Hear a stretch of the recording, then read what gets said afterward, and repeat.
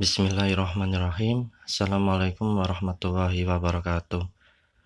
Saya Muhammad Hayy Muhyiddin akan mempresentasikan tentang akidah dan keimanan sebagai materi yang diajarkan oleh Nabi. Pengertian akidah.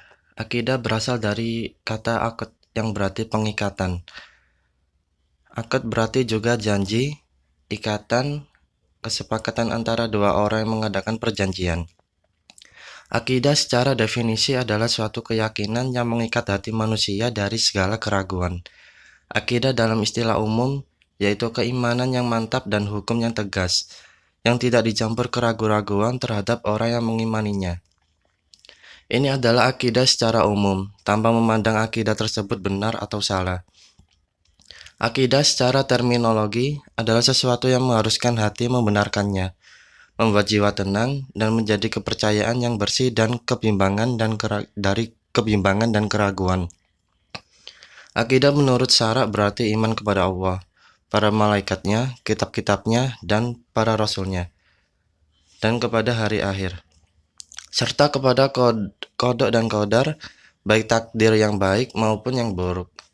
Akidah sebagai dasar utama ajaran Islam bersumber pada Al-Quran dan Sunnah Rasul. Akidah Islam mengikat seorang muslim sehingga ia terikat dengan segala aturan hukum yang datang dari Islam.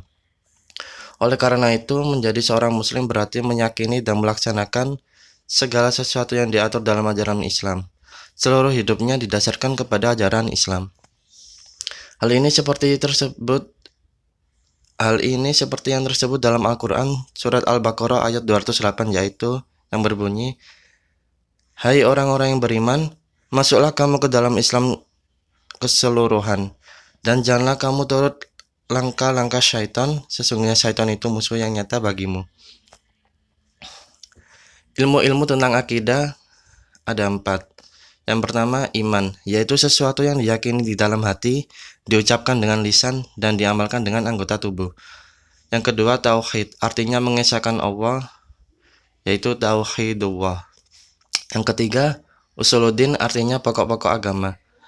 Yang keempat, fikih, artinya ilmu yang mempelajari tentang tata cara pelaksanaan.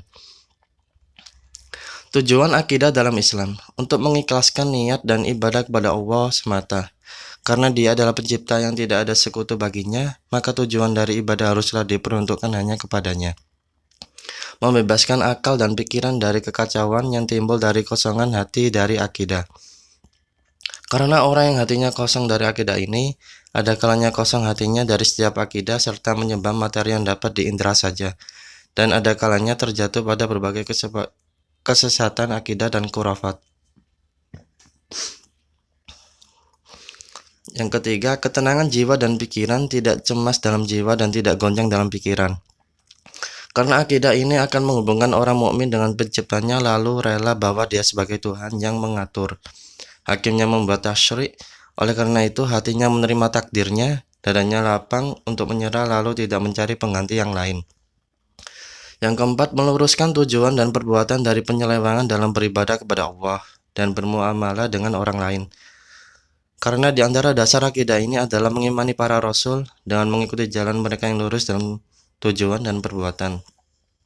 Yang kelima, bersungguh-sungguh dalam segala sesuatu dengan tidak menghilangkan kesempatan beramal baik, kecuali digunakannya dengan mengharap pahala, serta tidak melihat tempat dosa kecuali menjauhinya dengan rasa takut dari siksa. Karena di antara dasar akidah ini adalah mengimani kebangkitan serta balasan terhadap seluruh perbuatan. Hal ini dijelaskan dalam surat berikut ini yang bunyinya, dan masing-masing orang memperoleh derajat-derajat seimbang dengan apa yang dikerjakannya, dan Tuhanmu tidak lengah dari apa yang mereka kerjakan. Quran Surat Al-An'am ayat 132. Keimanan. Iman menurut bahasa adalah yakin. Keimanan berarti keyakinan. Dengan demikian, rukun iman adalah dasar inti atau pokok-pokok kepercayaan yang harus diyakini oleh setiap pemeluk agama Islam. Kata iman juga berasal dari kata kerja amina yu'manu amanan, yang berarti percaya. Oleh karena itu, iman berarti percaya menunjuk sikap batin yang terletak dalam hati. Akibatnya, orang yang percaya kepada Allah dan selainnya, seperti yang ada dalam rukun iman, walaupun dalam sikap kesehariannya tidak mencerminkan ketaatan atau kepatuhan takwa kepada yang telah dipercayainya masih disebut orang yang beriman.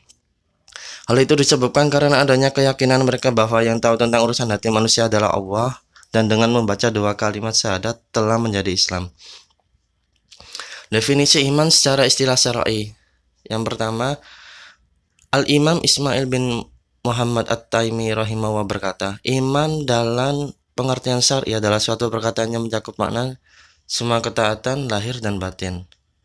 An-Nawawi menukil perkataannya, iman dalam istilah syar'i adalah pembenaran dengan hati dan perbuatan dengan anggota tubuh. Yang kedua, Imam Ibnu Abdul Bar rahimahullah berkata, para ahli fikih dan hadis telah sepakat bahwasannya iman itu perkataan dan perbuatan, dan tidaklah ada perbuatan kecuali dengan niat. Yang ketiga, Al-Imam Ibnul Qayyim rahimahullah berkata, hakikat iman terdiri dari perkataan dan perbuatan. Perkataan ada 2, perkataan hati yaitu i'tiqad dan perkataan lisan, yaitu perkataan tentang kalimat Islam mengikrarkan syahadat Abul Jauza.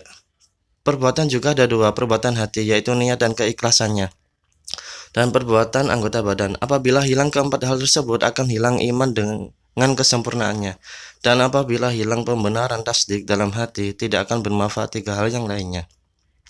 Kata iman yang tidak dirangkaikan dengan kata lain dalam Al-Quran mengandung arti positif, dan demikian kata iman yang tidak dikaitkan dengan kata Allah atau dengan ajarannya dikatakan sebagai iman hak, sedangkan yang dikaitkan dengan selainnya disebut iman batil.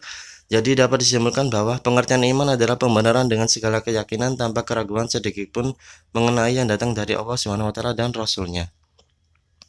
Tanda-tanda orang yang beriman. Al-Quran menjelaskan tanda-tanda orang yang beriman sebagai berikut. Yang pertama, jika disebut nama Allah maka hatinya bergetar dan berusaha agar ilmu Allah tidak lepas dari saraf memorinya. Serta jika dibacakan ayat Al-Quran maka bergejolak hatinya untuk segera melaksanakan. Quran Surat Al-Anfal ayat 2. Dia akan berusaha memahami ayat yang tidak dia pahami sebelumnya. Yang kedua, senantiasa tawakal yaitu bekerja keras berdasarkan kerangka ilmu Allah, diiringi dengan doa yaitu harapan untuk tetap hidup dengan ajaran menurut sunnah Rasul. Quran Surat Al-Imran ayat 120, Al-Ma'idah ayat 12, Al-Anfal ayat 2, At-Taubah ayat 52, Al-Ibrahim ayat 11, Al-Mujadalah ayat 10, dan At-Taghabun ayat 13.